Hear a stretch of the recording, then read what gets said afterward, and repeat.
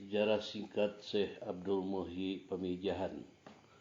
Silsilah Syekh Haji Abdul Muhyi Pamijahan, garis keturunan dari ayah, 1 dari Ratu Galuh, 2 Ratu Puhun, 3 Kuda Lanjar, 4 Mudik Cikaung Ading, 5 Entol Panengah, 6 Sembah Lebe Warta Kusumah.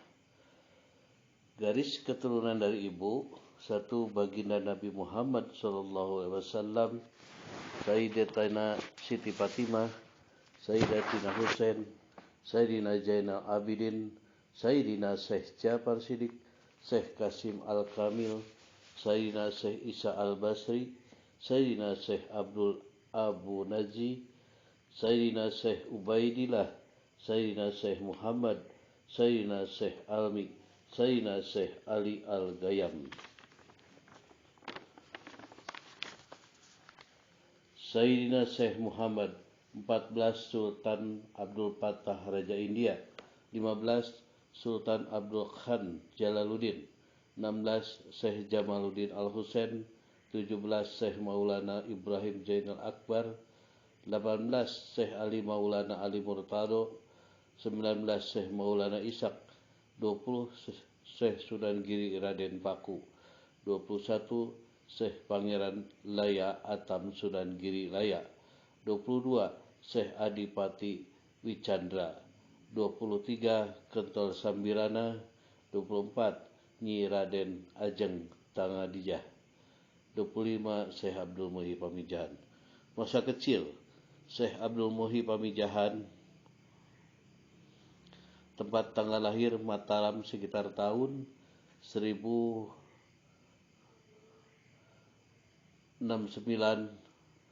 Hijriah atau 1648 Masehi.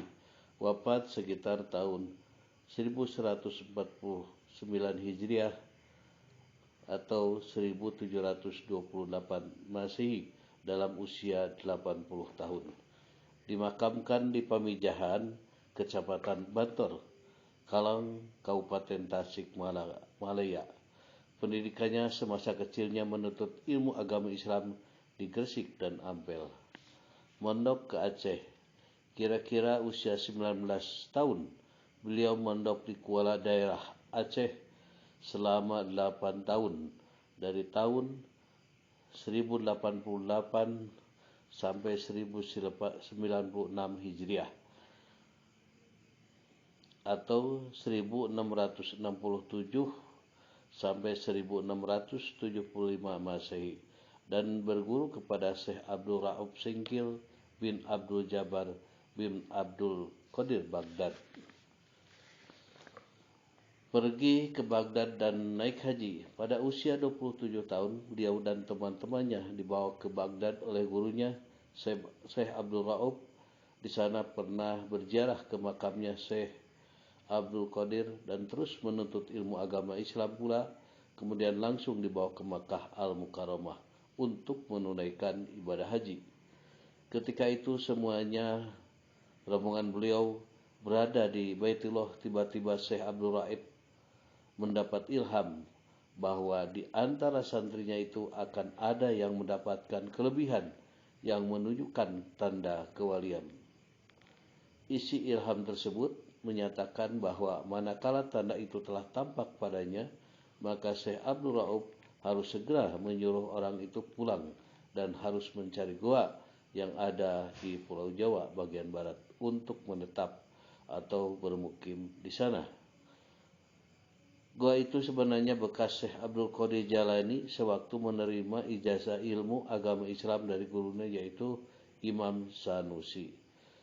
Pada suatu saat sekitar waktu asar, Syekh Abdul Muhyi dengan teman-temannya sedang berkumpul di Masjidil Haram. Tiba-tiba datanglah cahaya langsung menuju wajah Syekh Abdul Muhyi, dan hal itu diketahui oleh gurunya Syekh Abdul Rauf. Ketika melihat kejadian itu, Syekh Abdul Rauf terkejut dan ia ingat ilham yang pernah diterimanya. Setelah dipikir-pikir olehnya, ia yakin bahwa hal itu ialah tanda kewalian yang sedang ditunggu-tunggunya. Berdasarkan ilham yang diterimanya, namun hal ini dirahasiakan meski kepada santrinya sekalipun. Pulang dari Mekah Al-Mukarramah setelah ada kejadian terhadap dari Syekh Abdul Muhyi itu, maka Syekh Abdul Rauf dengan tak ragu-ragu lagi segera membawa mereka pulang ke Kuala, dan setibanya di Kuala segera memanggil Syekh Abdul Muhyi lalu disuruhnya pulang ke Gresik. Selanjutnya harus mencari gua yang dibicarakan di atas, serta apabila telah ditemukannya harus menetap di sana dengan ciri apabila di tempat itu ditanam padi maka hasilnya tetap sebenih, artinya si padi tidak bertambah banyak apabila dipanen, dan itulah pertanda gua itu berada di sana. Setelah Syekh Abdul Muhyi mendapat perintah dari gurunya itu lalu pulang ke Gresik. Setibanya di Gresik, beliau memberitahukan segala perintah gurunya kepada ayah bundanya dan kemudian mohon izin dan doa restu untuk melaksanakan perintah gurunya itu. Mendengar keterangan itu, ayah bundanya bukan main merasa gembiranya karena putranya telah mendapat kepercayaan dari gurunya. Tentu saja segala permohonannya dikabulkan. Tidak lama kemudian Syekh Abdul Muhyi pergi meninggalkan Gresik menuju ke arah barat sehingga sampai ke daerah Dharma Kuningan. Menetap di Dharma Kuningan, pada waktu istirahat di Dharma Kuningan, beliau disambut oleh penduduk warga di sana dan bercakap-cakap yang kebetulan mereka itu telah menganut agama Islam. Ketika di Dharma Kuningan, ayah bundanya menyusul dan menetap bersama Syekh Abdul Muhyi di sana selama 7 tahun lamanya. Syekh Abdul Muhyi beserta ayah bundanya menetap di sana, kemudian mohon diri kepada penduduk di sana untuk melanjutkan perjalanan atas perintah gurunya. Menetap di Pamengpeuk, Garut. Dari Dharma Kuningan, beliau pergi bersama ayah bundanya menuju daerah selatan hingga sampai di daerah Pamengpeuk, Garut Selatan. Di sana mereka hanya menetap kurang lebih 2 tahun. Di daerah itu berkenaan pula karena ayahnya Sembah Lele Warta Kusuma menerima panggilan Allah Subhanahu wa Ta'ala, meninggal dunia dan dimakamkan di Kampung Dukuh di tepi Kali Cikaengan. Menetap di Lebak Siuh. Dari Pamengpeuk, beliau beserta bundanya pergi menuju Lebak Siuh di Kampung Batuwangi dan menetap kurang lebih selama 4 tahun. Gangguan dari penganut agama lain. Sewaktu beliau ada di Lebak Siuh, pernah mendapat gangguan dari penganut agama lain, namun tidak menjadi masalah atau kerugian, bahkan agama Islam makin tersebar luas. Gangguan yang pernah dialami di Lebak Siuh, diantaranya beliau pernah didatangi 2 orang tokoh yang bernama Mbah Ibra dan Mbah Asmun. Ketika mereka datang ke sana, menurut keterangan, Syekh Abdul Muhyi sedang melaksanakan sholat. Beliau sedang sujud. Kemudian keadaan semacam itu dianggap sangat menguntungkan bagi para mbah karena yang dianggap musuhnya itu kebetulan sedang membelakanginya. Pada saat itu juga di antara mbah itu akan menghantam dari belakang, entah mau memukul atau mau menendang, tidak didapat keterangan, pokoknya akan menghantam dari belakang. Namun karena keramat yang diberikan Allah kepada Syekh Abdul Muhyi, mbah itu tidak berhasil. Maksudnya karena tangan dan kakinya terangkat, tidak dapat bergerak lagi. Setelah beliau selesai sholat, waktu melihat ke belakang, beliau kaget melihat orang berdiri di belakangnya dengan anggota badannya terangkat, tangan dan kakinya. Lalu bertanya, kenapa engkau badan saudara terangkat begitu? Si mbah menjawab dengan terus terang apa yang akan diperbuatnya tadi, dan kemudian mohon ampun dan memohon supaya disembuhkan kembali. Mendengar keterangan dan permohonan ampunan si mbah itu, lalu Syekh Abdul Muhyi memohon kepada Allah Subhanahu wa Ta'ala agar si mbah itu dapat ampun dan disembuhkan kembali. Karena keramatnya itu, doanya dikabulkan. Setelah si mbah sembuh kembali, bukan berterima kasih akan tetapi melahirkan rasa takabur, dan seketika itu pula salah seorang di antara mbah itu akan membunuhnya dengan golok panjang yang mereka bawa. Tanpa dipikirkan lagi, lalu si mbah mencabut goloknya itu, namun apa yang terjadi? Tak henti-henti goloknya terus-menerus menjadi panjang, sehingga ukuran kekuatan panjang tangannya sudah habis, namun golok tak kunjung keluar dan tak dapat dimasukkan juga tangannya terus melekat pada hulu golok itu. Dengan kejadian yang kedua kalinya, maka Syekh Abdul Muhyi bertanya lagi kepada mereka berdua, apakah kalian mau terus menuruti nafsu angkara murka atau mau mengikuti petunjuk-petunjukku? Karena si mbah sudah kepepet atau tak sanggup lagi melayani kekuatan beliau, maka dengan rasa yang benar-benar disadari dan diinsafi, mereka menyerah dan akan mengikuti segala petunjuk beliau, bahkan sekaligus akan menyerah bersama para pengikutnya masuk agama Islam. Itulah sebagian kejadian semasa beliau menetap di Lebak Siuh.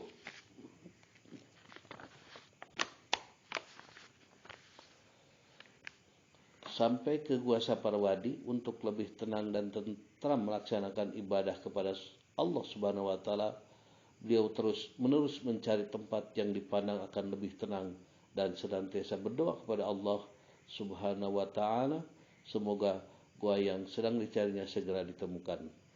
Tepatnya pada bulan Rabiul Awal di usia Syekh Abdul Muhyi 40 tahun, sampailah ke sebuah lembah dan di sana menemukan sebuah gua yang tanda-tandanya sesuai dengan petunjuk gurunya. Lembah itu diberi nama Mudzarad yang artinya tempat penenangan, tempat nyirnakeun manah dalam bahasa Sunda. Di gua itu Syekh Abdul Muhyi bersama keluarga beserta santri-santrinya bermukim di sana.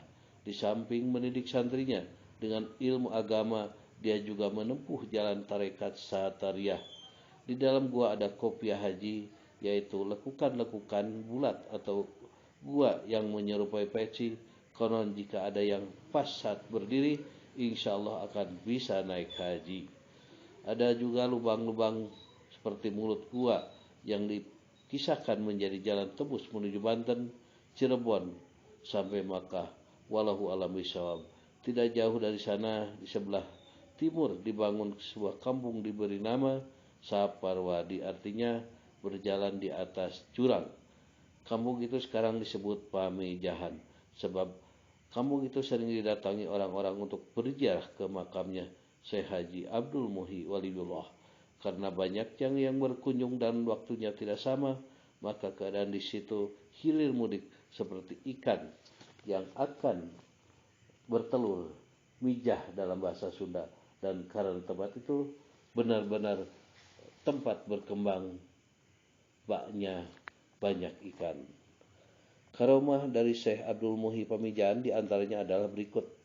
Pertama, suatu hari ada orang yang dikejar-kejar sekawanan lebah, lari meminta pertolongan Syekh Abdul Muhyi. Kemudian Syekh Abdul Muhyi berseru kepada kelompok lebah itu, kenapa kalian lebah bersikap begitu kepada manusia? Apakah kalian tak mengerti di dalam tubuh manusia lahir dan batin ada la ta'ib la ilaha illallah. Lebah-lebah itu langsung mati, lalu tubuh orang itu seperti keluar saat dia selamat tanpa bekas luka apapun. Kedua, saat seseorang membawa istrinya yang buta setelah melahirkan menemui Syekh Abdul Muhyi Pamijahan untuk meminta kesembuhan. Oleh Syekh Abdul Muhyi mereka diajak zikir, membaca kalimat tahlil La ilaha illallah sebanyak 165 kali di masjid.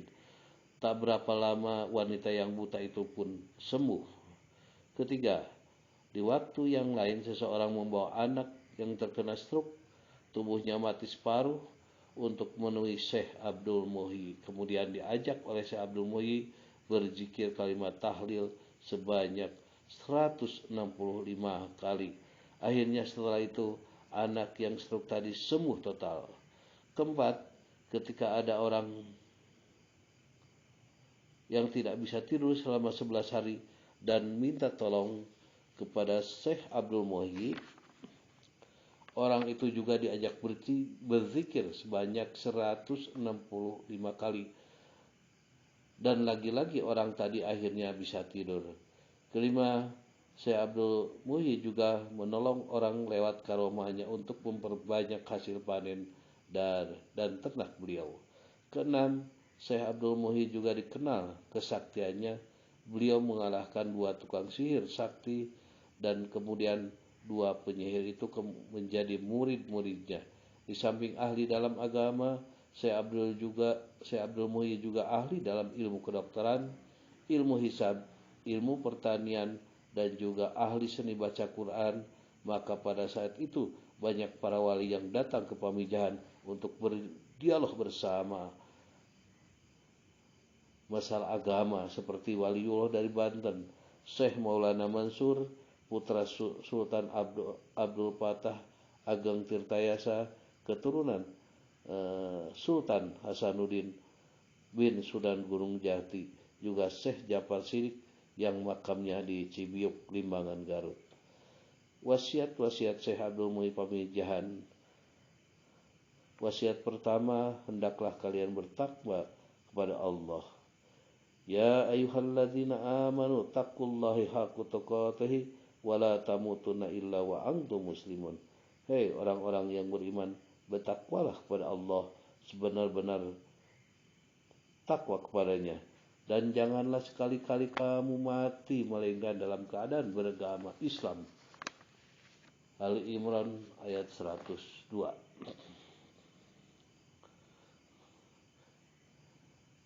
Sabda Rasul, ittaqallahu haitsuma kunta wa tabi sayyatil hasanati tanhayu halikun nasi fi huluki hasan.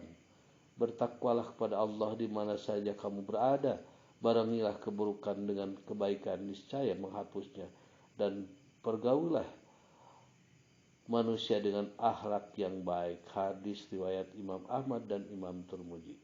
Wasiat kedua, berbaktilah kepada orang tua yang telah melahirkan dan membesarkanmu.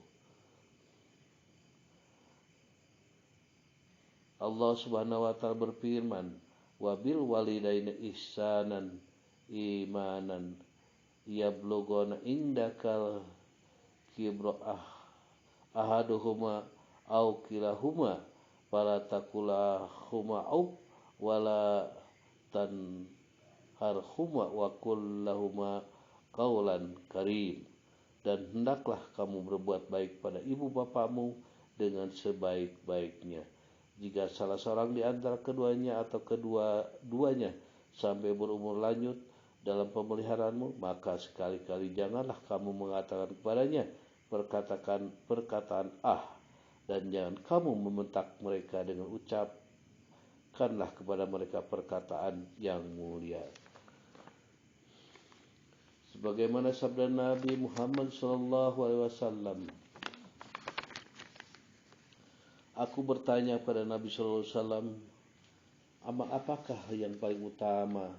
Nabi SAW menjawab, sholat pada waktunya. Dalam riwayat lain disebutkan sholat di awal waktunya. Aku bertanya lagi, kemudian apa? Nabi menjawab, berbakti kepada kedua orang tua. Aku bertanya lagi, kemudian apa? Nabi menjawab, jihad di jalan Allah. Hadis riwayat Imam Bukhari dan Imam Muslim. Wasiat ketiga, hormati dan muliakanlah tamumu, sebagaimana sabda Nabi Muhammad SAW, wa ma kana yu'minu billahi wal yawmil akhir fal yukrim do'ifah. Dan siapa yang beriman kepada Allah dan hari akhir, maka hendaklah ia memuliakan tamunya. Hadis riwayat Bukhari dan Muslim. Wasiat keempat, bicaralah dengan benar, sebagaimana sabda Nabi Muhammad SAW, man kana yu'minu billahi wal yawmil akhir falyakul khairu aw yasmut. Barang siapa yang beriman kepada Allah dan hari akhir, maka hendaklah ia berkata baik, benar, atau diam. Hadis riwayat Bukhari dan Muslim. Wasiat kelima, senangkanlah orang lain dan janganlah kamu menyusahkan orang lain.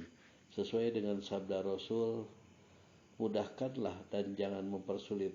Senangkanlah mereka dan jangan membuat mereka lari. Hadis riwayat Bukhari Muslim.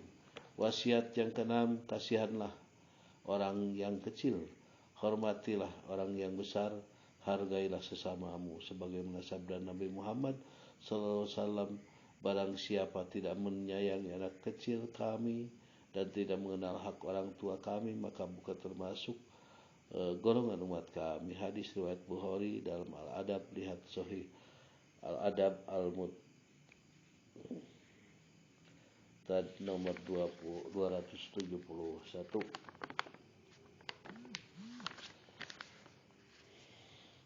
Wasiat ketujuh, harus hati-hati atau waro, sebagaimana sabda Nabi Muhammad SAW, sesungguhnya hal yang halal itu jelas, yang haram itu jelas. Di antara keduanya terdapat perkara yang samar atau subhat, tidak diketahui oleh kebanyakan manusia. Barang siapa yang waro atau menghindari subhat, maka ia membersihkan agama dan kehormatannya. Barang siapa yang masuk dalam subhat, maka ia hampir masuk ke dalam haram. Bagaikan pengembala yang mengembalakan ternaknya di sekitar hima, wilayah yang dilindungi. Hampir saja ternak itu makan di tempat yang dilindungi tersebut. Ingatlah, sesungguhnya setiap raja memiliki wilayah khusus yang dilindungi.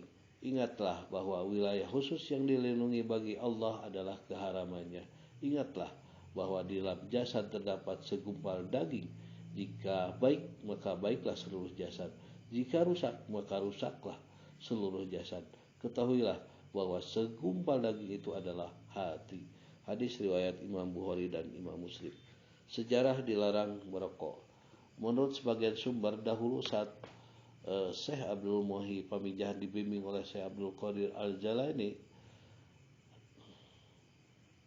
Qaddasallahu sirah secara ruhani, di tempat itu ia merokok. Tiba-tiba perjalanannya menjadi gelap dan ia menjadi terhijab, terhalang dari bimbingan ruhani gurunya tersebut. Dalam istilah tarekat disebut bahwa ia telah terputus ikatan rabitah dengan mursyidnya. Sebelumnya kemanapun ia menghadap selalu muncul bayangan ruhaniah gurunya membimbing jalan hidupnya. Akhirnya setelah ia mengintrospeksi diri, ia dapat jawabannya, yaitulah karena merokok. Dari sini kita dapat mengambil pelajaran bahwa ruhani yang suci tidak suka kepada hal-hal yang buruk. Diistimewakan bagi para pengikut tarekat yang mengambil tali silsilah kepada Syekh Abdul Qadir Jalani Qaddasallahu sirah. Demikianlah sejarah singkat dari Syekh Abdul Muhyi Pamijahan. Benar dan tidaknya wallahu alam. Mudah-mudahan keterangan ini dapat sedikit memberikan pencerahan, walaupun masih banyak hal-hal yang belum terungkapkan. Semoga cerita ini menjadi setitik pencerahan bagi para sahabat-sahabat pecinta para waliullah. Terima kasih atas perhatiannya. Wallahul muwaffiq ila aqwamit thoriq. Wassalamualaikum warahmatullahi wabarakatuh.